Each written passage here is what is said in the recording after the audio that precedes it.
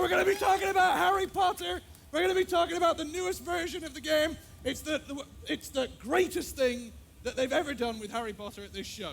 I guarantee it. We're going to introduce you to two guys, Darren Potter, no relation, and John, very important, Rissik. Everything is new and different with our Harry Potter game this year because the fiction's changed. If anyone's familiar with either the books or the movies, you know that we're approaching the end of the story. The action is getting more intense than ever. The story's getting darker than ever. And that is the story we're telling this year with Harry Potter and the Deathly Hallows Part 1. So if you want to fire it up, okay, we're going to show you a mission from around the midpoint of the game. And what you'll see immediately is we've got a third-person camera angle this year. And we've got a game that is based around combat. There's more in it than combat, but we're going to show you a lot of combat in the demo today. So Darren is going to start off by using a few spells. Actually, Darren, do you mind if I call you Harry for the duration of the demo? Okay. So Harry's going to kick us off with a few spells. It looks like it's very violent. It is. It's more action-packed than it's ever been before. Wow, he shot the heck out of it. He did, and the cool thing about this is we've got enemies who apparate, and that kind of means like teleporting. They apparate in and out of the world. Something very unique to the Harry Potter fiction and makes for very dynamic gameplay. He's behind cover. Yeah, I'm glad you asked me that as well. It's like Gears of Wands. You may call it that. We would call it Harry's dynamic cover system, but that's okay. So we're taking cover here, and we're taking out the bad guys. And Harry is going to work his way through the level. And the objective of this level is to actually get to these cooling towers that you'll see in the distance. There are some wizards that Harry's got to protect from Voldemort's evil hordes. So we're going to work our way through the level now. What you'll see here is our spell wheel. So we've loaded up the spell wheel with 6 spells just for the purpose of this demo. We'll have a lot more than that for the final game. And we'll show you how most of these are going to work.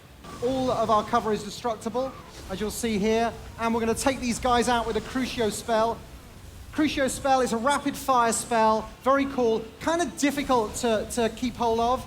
There's a lot of recoil there. Like a machine gun. Well, you may call it a machine gun. I would call it a rapid-fire spell, but if you want to call it a machine gun, that's fine, Paul. So what we're going to do here is we've got to blast our way through this barrier ahead of us. So we're going to use a blasting spell, and that blasting spell is called Confringo. Pretty powerful stuff. It's like a rocket launcher. I think you're making a first-person shooter. I possibly couldn't say, but actually we're going to use it. It's a blasting spell in Harry's world. So we're going to make our way through the environment. And what we've got to do is try to get through the warehouse here.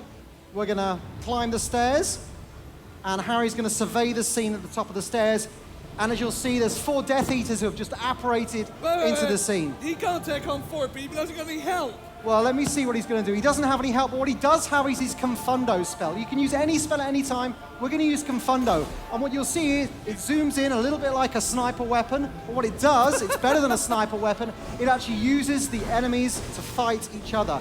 So by targeting one enemy, we set them all off against each other. And then Harry can wade in there with all the spells he loves using. So there's a fight going on down below. Harry can watch that fight play out, or he can wade in and add some help. So we're taking these guys out, and as you may see, there was a snatcher there that was using our cover system. So Harry, like the bad guys, has got a cover system. It's called Protego, and it's a spell that he can call up at any time. That'll be pretty good. Okay, there it is, and you can see it's pretty cool. It can be used at any time. You can't fire when it's on, and you can't move around, but you can use it at any time. Okay, we're using our 4-point spell to find the next way to go, and we've got a barrier in our way. So what do? We're going to use a spell that Harry's used for the duration of the books. In the very first story, he learned a spell called Wingardium Leviosa, and it was actually just to lift a feather. Now, a lot has happened in the past 7 years. It's not about lifting feathers anymore. It's about using barricades and barriers as portable weapons. A little bit like a gravity machine there. So we're taking out the bad guys still as we work through the level. And remember, if anyone wants to play the game following the demo, we've got 4 pods over there and 4 demoers if you just want to watch, or you can get hands-on and play. We're very happy for anyone to come up and play the game this year. This isn't a game about learning potions. It's not a game about taking classes. It's not a game about playing Quidditch. It's an action game. So Harry is out in the wilds on the run. This scene actually takes place, it's actually just on the edge of the Forest of Dean in the UK, which is a real place. And these are some cooling towers, as I said before. it takes place around the midpoint of our game. And the level you're seeing here is Harry playing on his own. You play as Harry throughout the duration of the game, but there are a certain number of levels where you have Ron and Hermione, Harry's trusted allies, playing alongside you.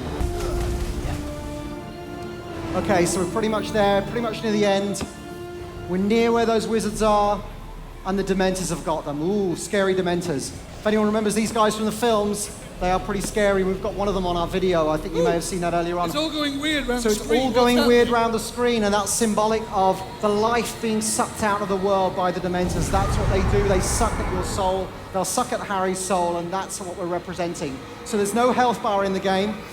You'll see the color was being drained from the game as Harry was taking hits earlier on, and this is very representative of the effect that Dementors have, sucking the world, making everything cold. So Harry's got to use the Patronum Spell. That's something that's true to the fiction, it's true to the books and the movies. It's a signature spell for Harry. Harry's one of the only wizards who can use this spell. It's very powerful, and he's just got to keep using it to try to take down these Dementors. We're nearly there. We're nearly there. So we've taken out one wave, but there's more to come, as you can see, and they're swirling down the cooling tower, and that is the end of the game. Does Harry survive? If you want to find out if Harry survives, you have to go play the game. So we've got pods over just behind the Sims 3 Ambitions, another fantastic game over there. Go play and have some fun. Thank you very much. Harry Potter! Thank you very much, John!